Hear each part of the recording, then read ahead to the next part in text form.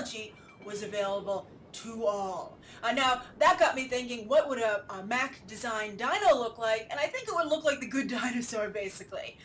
You know, although I say that in jest because, of course, Steve Jobs helped found Pixar, so that's basically like Apple's animation division. But still, I think that the design people at Apple would do a little bit better of a job than the design folks at Pixar have done on their dinosaur with their lime green dino. But anyway, I'm curious what you guys think of this idea. What do you think of a world where, you know, dinosaurs are something that are manufactured by competing companies? And to what extent?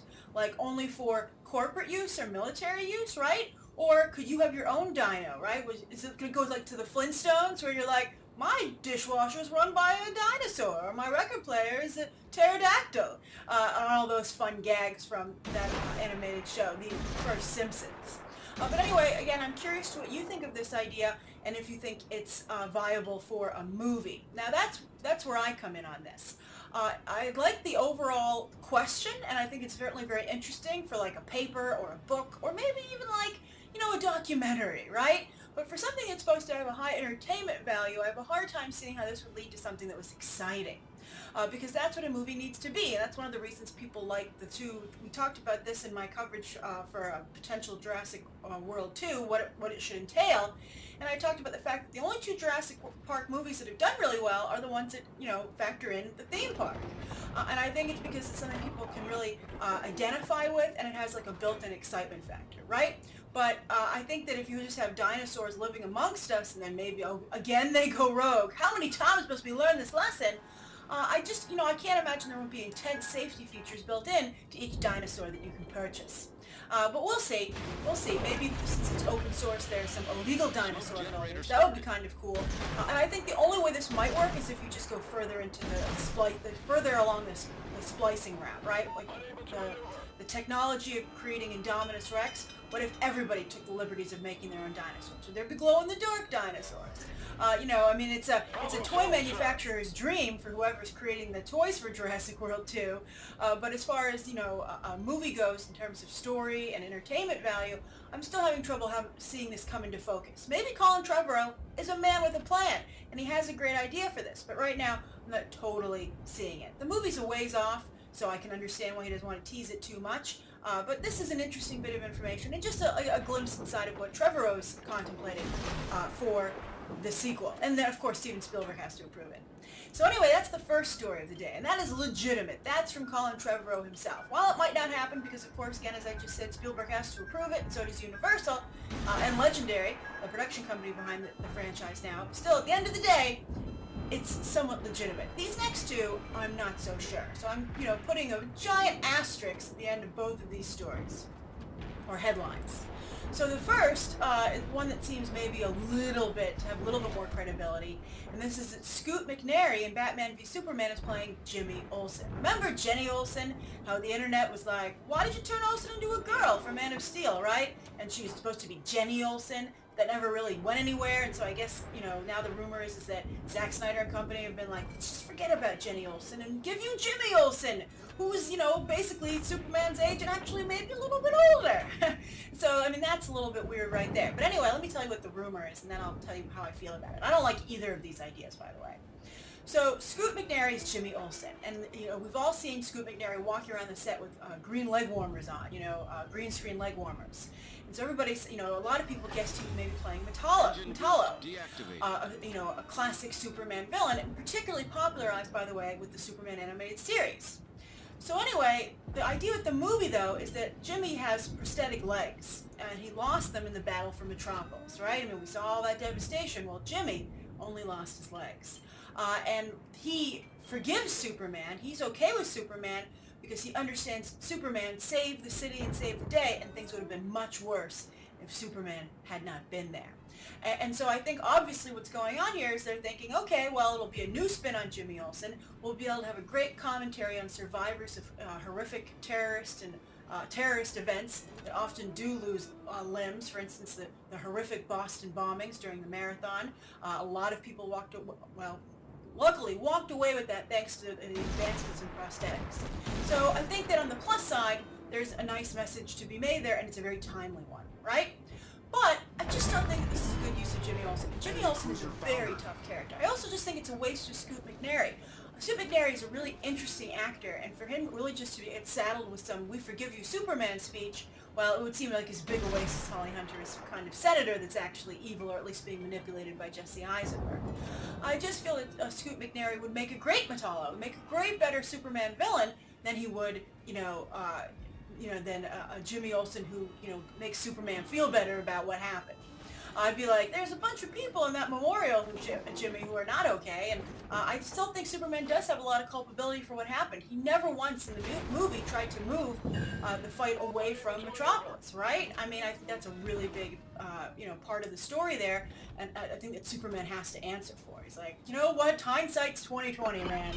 But anyway, I just think that Jimmy Olsen is a problematic character to begin with because he's always had a problem fitting in to the dynamic. I know there are Jimmy Olsen fans out there, and I still think something really interesting could be done with Jimmy Olsen, but I just don't think this is it. They're in the comics right now, they're trying to make Jimmy Olsen like not only Superman's like best pal, but like his legitimate best friend. He knows Superman's secret, and they're roommates, I believe, or they were roommates for a time. I read the Superman comic on and off because I don't think it's wonderful that they keep introducing new elements, and I'm like, okay, I'll see how you did that. But one of the problems with this new relationship between Jimmy and Supes is that it takes time away from Lois Lane. Lois Lane is supposed to be Superman's confidant. Eventually she's the only one who knows his secret identity, besides his parents and Lana Lang. But I think that, Lois Lane is really important to the Superman character, more than just a love interest and more than just a reporter. She serves a very specific purpose, almost like his Alfred or Jim Gordon all rolled into one. Or I guess maybe his parents are supposed to be his Alfred and she's his Jim Gordon to some degree.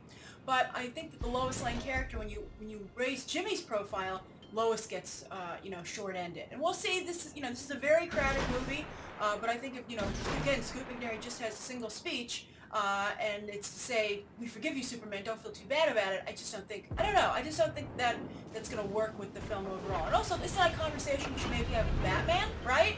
He's like, you know what, Batman, I don't care, I talked to Jimmy earlier, we're fine, we're good, it's all good. You being upset with me about Metropolis is so, 2 hours ago. So anyway, that's the first rumor, and I'm very curious how you feel about it. How would you feel if Scoot McNairy was indeed Jimmy Olsen, and this was the purpose he served in the film?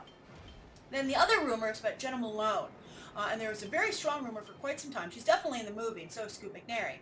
There was a rumor for quite some time that Jenna Malone would be playing Carrie Kelly, the first female Robin from the Dark Knight Returns, the very influential and iconic Batman graphic novel written by Frank Miller. Well, it was originally a miniseries that is said to be very influential on Zack Snyder and this new movie. But anyway, there is new development. People saying, well, it's Latino review, and I think they're very, very, very uneven in their track record for what they've gotten right. And uneven is being kind, by the way. But anyway, they're saying now that she's going to play Barbara Gordon. It's a done deal. It's almost guaranteed. Get ready for it. But that leaves a pretty big question. Which Barbara Gordon are you talking about here? Are you talking about Batgirl, or are you talking about Oracle? And if it is Batgirl, is it pre-Oracle or post-Oracle? I think that if you have Jason Todd being murdered, or any Robin having been murdered, which we know for a fact because we've seen it in the trailer, you have to have Oracle, right? Oracle, I believe, no, I think Oracle came, Batgirl's injury came first. I'm not sure. I think it did in the chronology of the comic book characters. I'm not sure, actually, now that I think about it. But I just think that, Batman loses a lot of soldiers in his war on crime and being a vigilante, and I think that you need both sides there to really get the full effect. I think that it would be bad to rob the Batgirl character of what happened to her, but keep what happened to Robin, be it Jason Todd or another version of the character. But then also, I think that Jenna Malone is way too young to play either, Barbara Gordon, either as Batgirl or Oracle, when you have a Ben Affleck aged Batman. I just don't think it fits. I think she makes perfect sense as Carrie Kelly, but I think you need someone a little bit older to play someone who's been fighting alongside the Bat for quite some time, right? I mean, Batgirl and Robin's time, fighting alongside Batman definitely overlapped. That's why you have that romance there with the first Robin, Dick Grayson, so he would have to come before Jason Todd, or he's the one who was killed. But either way, Batgirl has to be a part of that mix. So, you know, that's going to need her to be a lot older. Unless this just happened like, you know, a year ago. But that's not kind of the vibe that we're getting from the movie so far. So I don't think she's the right age. And also I think that Jenna Malone is like has a little bit of edge to her. And that doesn't fit with, I think, the softer Batgirl that's currently very popular in the comics. She does live in Burnside, their approximation of Brooklyn for Gotham. But still, I think she's very much like the Supergirl they're introducing over on the CW. She's more like, you know, Bella Thorne would play this version of Batgirl, not Jenna Malone. Jenna Malone, well, maybe Zack Snyder's version of the character, but if they're trying to at all capitalize on the current popularity of Batgirl based on this new comic, Jenna Malone is not the way to go. Jenna Malone is not going to appeal to those people who like what they're reading right now in the comics with Batgirl. But I don't want to see Batgirl. I want to see, if you're going to do Oracle, I don't want to see her go back to being Batgirl. I'm still very upset. You know, we just talked about representing people who have to get prosthetics due to horrible, not just accidents, but terrorist events in the second story. And then we go to another story where DC undoes someone being, you know, paralyzed from the waist down in a horrific attack, but still manages to overcome it and to be a crime fighter and to still, you know, be a crucial part of the Batman fighting team. And then you just undo all that? I mean, it's like, talk about like just, you know, ending up at zero. Also, I just think that Jenna Malone would make such a great Carrie Kelly that I would be very upset to be robbed of the opportunity to see her in that role. I mean, how many people can make pixie boots